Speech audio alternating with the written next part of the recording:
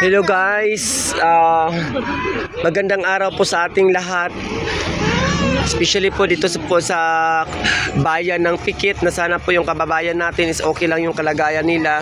Dahil nga po sa pangyayaring hindi inaasahan, kahit dito po tayo sa National Highway, pero ilang oras na po tayo ngayon nakaantay o nakaabang kung hanggang kailan huhupa po yung mataas na tubig.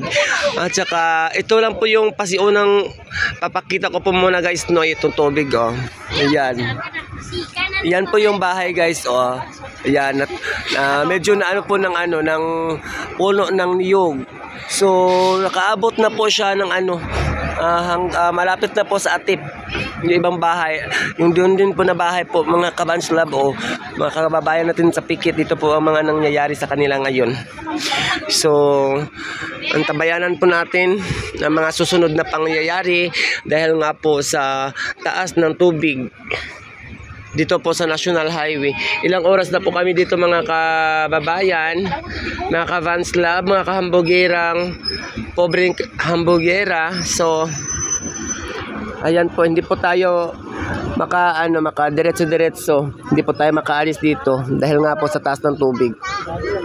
Nakapagkuha tayo ng video doon kanina mga kababayan, lalo na po doon sa sa area ng Tunggol.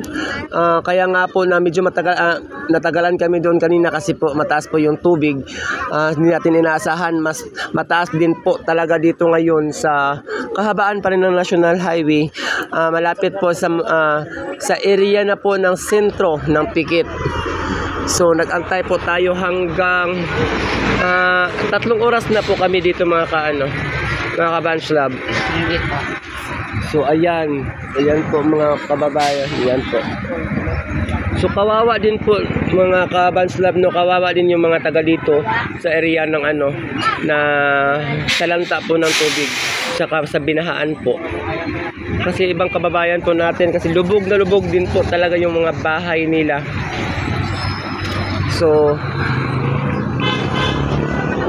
hindi natin alam kung ano na po yung mga ganap dito ng ating gobyerno sa bayan ng Pikit.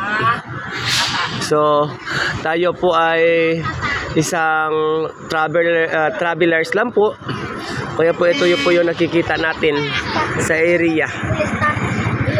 Kasi yung ibang nakikita natin kanina, agos na agos din talaga yung tubig. Ang lakas po talaga ng tubig. So dito po, doon sa area na po doon medyo sa baba, is talagang hindi makadaan yung sasakyan. So, kahit lamang po tayo kasi mataas po yung sasakyan natin,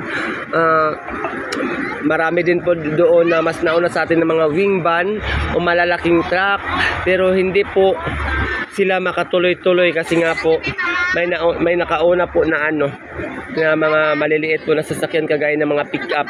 So hindi ko po alam mga kavanslab, parang hirap ako mag-explain dito sa sa pangyayaring ito. Basta yung nararamdaman ko, kawawa talaga yung mga kababayan natin dito.